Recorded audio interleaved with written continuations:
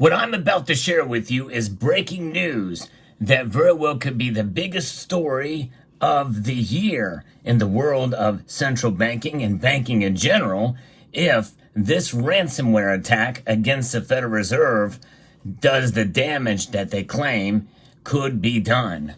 I'll explain as we explore.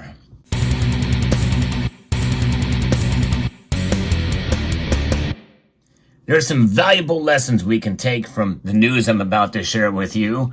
I was frankly shocked and didn't believe it when I first read this, but just hours ago, a ransomware group has threatened the Federal Reserve that it will release 33 terabytes of secrets from the Federal Reserve.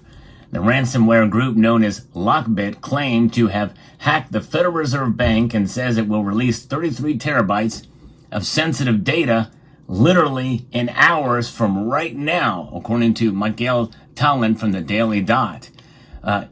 In a post to the dark web this week, the criminal organization alleged that it had been in talks with the bank in order to secure a ransom in exchange for keeping the data private. 33 terabytes of juicy banking information containing Americans' banking secrets, the group wrote. You better hire another negotiator within 48 hours and fire this clinical idiot who values Americans' bank secrecy at $50,000. This is from Hackmanic in an X posting says U.S. Federal Reserve has been listed as a victim by the Lockbit 3.0 ransomware group. The hackers allegedly exfiltrated 33 terabytes of banking information. The deadline is the 25th of June, and it shows a screenshot from the federalreserve.gov website from earlier in the day showing this massive hack that has occurred here. Crazy. And wow, this is something else. Lockbit rose to prominence in 2019 by bringing in millions of dollars in ransom payments. And although the group's online infrastructure was shuttered by the FBI and other law enforcement agencies in February, Lockbit has managed to reemerge and continue its operations. I'd say they didn't do a very good job of preventing these attacks, but it just slowed them down, I guess, to some degree. But this is something against the Federal Reserve. I kind of find it hard to believe it was only $50,000 that they wanted a ransom for. That leaves some questions out there. And the group's online infrastructure was shuttered, but they reemerged and are continuing its operations. Cybersecurity experts, however, are skeptical of claims regarding the Federal Reserve and a note that Lockbit has not released any sample data. The Daily Dot reached out to the Federal Reserve to confirm whether Lockbit's claims were true, but did not receive a reply. Yes, well, they showed a screenshot there, which is quite fascinating. In remarks on X, the malware sample hosted service VX_underground expressed doubt that the cybercrime group had managed such a feat. If Lockbit ransomware group actually ransomed the United States Federal Reserve, it would be the DEFCON 2 and the administrators would need to worry about a drone strike, the group jokingly wrote. Unless Lockbit ransomware group ransomed something small in the Federal Reserve, like maybe Lockbit took down their coffee machine and they can't watch anime or something, we don't know what the staff is at the Federal Reserve actually do. So it's a big thing for sure. And this is what is saying that this VX Underground group doubts it. And of course, I don't know what they show there. Federal banking is what they're showing there under Lockbit 3.0. And so we'll see. So there's some skepticism here, but cybersecurity analyst and security researcher Dominic Alvieri, who regularly reports on ransomware groups, similarly expressed skepticism in regards to Lockbit's allegations. No proof, so probably just blowing off steam. But that's a pretty big thing to do, to go as a target, for sure. Brett Kahlo, a threat analyst at the cybersecurity firm Emisoft, told the Daily Dot that he believed Lockbit was merely attempting to garner attention. Lockbit's claim is likely complete and utter ballo, nonsense, and a tactic designed to get its ailing ransomware as a service back into the limelight. given that Lockbit claims the data will be published literally within hours from right now, assuming the Federal Reserve doesn't pay the alleged ransom, it won't be long until everyone's questions are answered. Just last month, the UK's National Crime Agency revealed that alleged identity of Lockbit's leader, the man Russian national Dmitry Khrushchev, has been sanctioned by the US, UK, and Australia. The U.S. government is offering $10 million for information leading to the arrest or conviction of Khrushchev.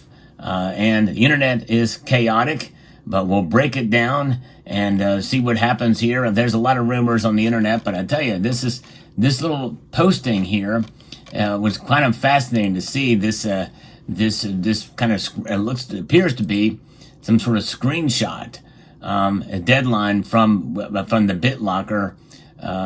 From the Lockbit 3.0 ransomware group, but doesn't really say anything more just other than what they had posted there and a timeline for it to run out.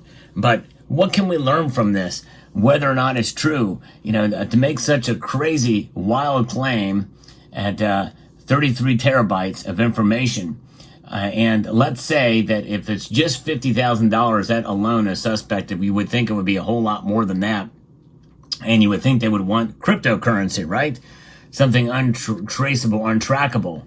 But the target here being the Federal Reserve System. And if this Russian is involved, well, it very well could be state-sponsored. Who knows? And you will find out soon enough when that deadline passes. But think about security. Likely, probably, folks at the Federal Reserve are maybe a little bit concerned, thinking, well, where are our holes? Are there any vulnerabilities? And to patch those up, we'll see. I went to the Federal Reserve website, didn't see anything on there about it. So apparently this is just a claim right now, and we really won't know until they actually, the deadline passes, or they may post another statement. But I don't discount the possibility that could happen, because if they're really good, they will leave no trace inside that it has been done. And they may just very much want to release the information anyway. I don't know. But let's say it's true. Let's say it has happened, according to the claims here. Then what will this mean? This means that presumably some of the secrets that the Federal Reserve has held for so long very well could be compromised. And what does that mean for our central bank and our monetary system? Are they hiding the fact that there's a lot more dollars out there than what the M2 money supply claims, and that's going to lead to more inflation? We're already seeing inflation very sticky, among many other types of things that could be deemed surprises. I don't know. But what's the lesson we can learn from this? Yeah, Federal Reserve notes, such as you see here, we know for sure that they're losing value at a targeted rate of 2% per year, but much more than that now, with inflation sitting where it is. Not only that, but also we have the fact that these dollars, the value that they hold is something that will decline. But gold and silver, they can't be hacked. There's no way they can be hacked. There's no institution where these things are monitored or controlled. Albeit some people claim that there's chips inside of your gold coins or silver coins and the like, but they cannot be hacked. And if we just had stuck with the Constitution, well, we probably wouldn't have this problem, at least to the extent it is, because money is money, and gold and silver certainly are money. There was a time when indeed you could actually spend it, such as the types that you see right here. A gold and silver coin that you could actually spend at a time in history. And that really, in the grand scheme of even American history, it wasn't that long ago where these could have been spent as money. In fact, I'll even say it, less than 100 years ago, you could have spent gold and silver literally in transactions every single day. But so fascinating indeed. What a story this is. I tell you what, it could blow up to be something very, very big. Are they just blowing smoke? I don't know. But either way, it's a big wake-up call that not even government agencies are immune. In fact, we know that there's been efforts to try to hack them. We know that we just don't talk about it. We don't hear about it. And this very well could be one of those situations. Maybe they have released sample data. We just don't know about it. And because the American public is always the last to know whenever there's something that happens to the Federal Reserve. The fact that this got leaked out by this group, Lockbit 3.0, is something we should not take lightly, I don't think, even if they are just blowing smoke. So it'll be very interesting to see how this plays out. As for me, I'm not as worried because got a little bit of gold, got a little bit of silver, and I think it's a good idea for all of us to have it as well too, for reasons precisely from what I've just talked about here in this video. So let me know what your thoughts are in the comment section down below. Hope you found this video informative, insightful, and educational, and newsworthy. And I'd like to extend a multitude of gratitude to each and every one of you for taking the time to watch, and to encourage you to please rate, share, comment, and subscribe.